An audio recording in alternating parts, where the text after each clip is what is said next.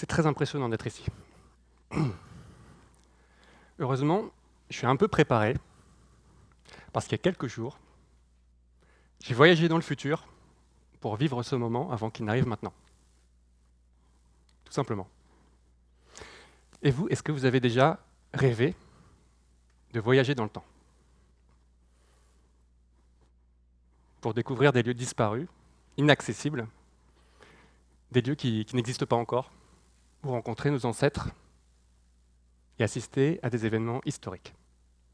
Eh bien, figurez-vous qu'il existe maintenant une machine à voyager dans l'espace et le temps. C'est un ensemble de technologies qui agissent directement sur nos sens pour nous donner l'illusion d'être ailleurs. Et vous allez le voir, ces outils peuvent modifier la perception qu'on a du monde et potentiellement le changer. J'ai eu la chance, pendant mes études, d'être formé à la modélisation 3D, c'est-à-dire la création de mondes artificiels sur ordinateur. J'en ai fait mon métier et je suis vite tombé sur des dispositifs qui permettent de s'immerger littéralement dans ces mondes. Je pouvais m'y balader comme si j'y étais. J'avais découvert la réalité virtuelle.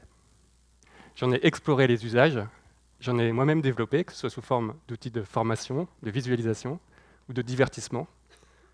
Et dans toutes ces réalisations, je voyage dans l'espace et je voyage dans le temps.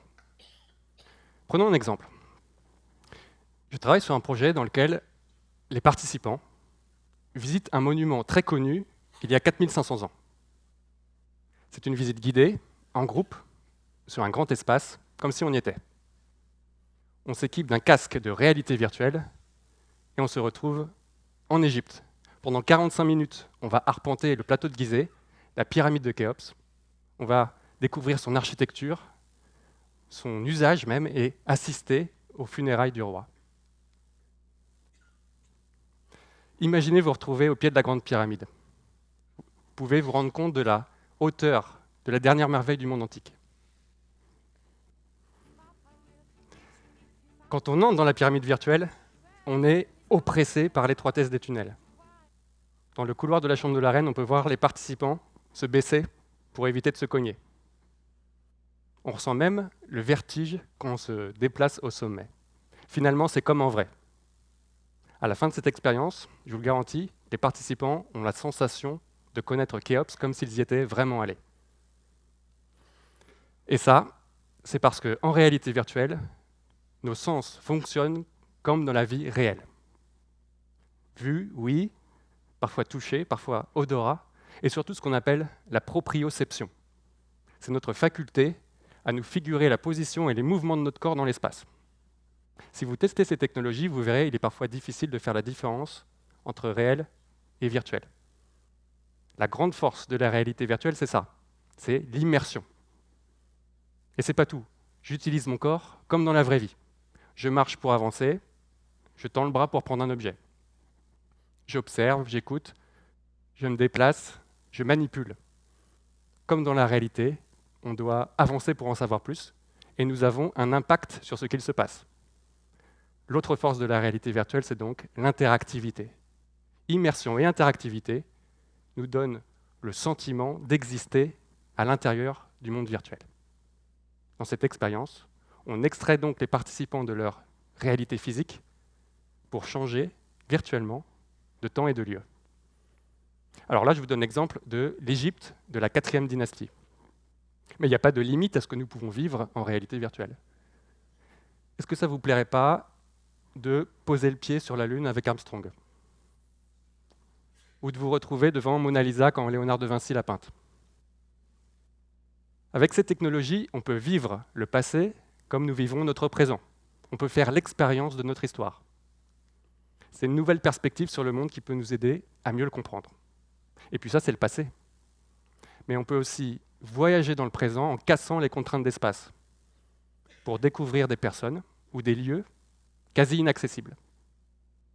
Imaginez, vous entrez dans une pièce, vous entendez des pas, vous vous retournez et vous voyez 2 hommes d'apparence plutôt menaçante. Et ils vous interpellent. Ce sont des combattants de conflits réels, Des conflits qui sont toujours en cours à l'heure actuelle. Si vous faites le choix de vous approcher, ils vous parlent et ils vous expliquent leur vie dans ces guerres qu'ils sont en train de subir. Pendant 50 minutes, vous rencontrez 6 combattants de factions opposées. Ça, c'est une autre expérience en réalité virtuelle à laquelle j'ai eu la chance de contribuer. Elle donne l'opportunité à des participants d'entendre des témoignages quasi directs de personnes qui vivent dans le même monde que nous, mais dans des conditions radicalement différentes. Pourtant, au début de la production de ce projet, je ne savais pas du tout si ça allait marcher, si les participants allaient rester attentifs, par exemple. Une expérience aussi longue en réalité virtuelle, ça n'avait jamais été fait quand elle est sortie en 2017, et dans l'équipe, nous avons été très étonnés par la concentration que les visiteurs gardaient tout au long de ces 50 minutes. Pendant 50 minutes, les visiteurs écoutent 6 combattants leur parler. Ils sont attentifs parce que ce que disent les combattants est très fort, mais ce n'est pas la seule raison. Grâce à l'immersion apportée par la réalité virtuelle, on a l'impression d'avoir de vraies personnes devant nous. On se comporte donc comme quand on est devant une vraie personne dans la réalité. On se place à une distance raisonnable, on le regarde dans les yeux et on l'écoute avec attention. Je ne sais pas vous, mais moi, j'ai du mal à rester absorbé par une interview de 50 minutes à la télévision. On peut le faire en réalité virtuelle. Ce qu'on a découvert aussi, c'est que le simple fait de devoir se déplacer pour écouter ce que les combattants ont à nous dire est suffisant à nous impliquer.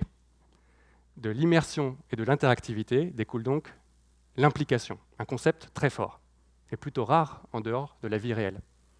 Quand on est impliqué, on décuple notre attention, notre compréhension, notre mémorisation, et on est aussi plus ouvert émotionnellement.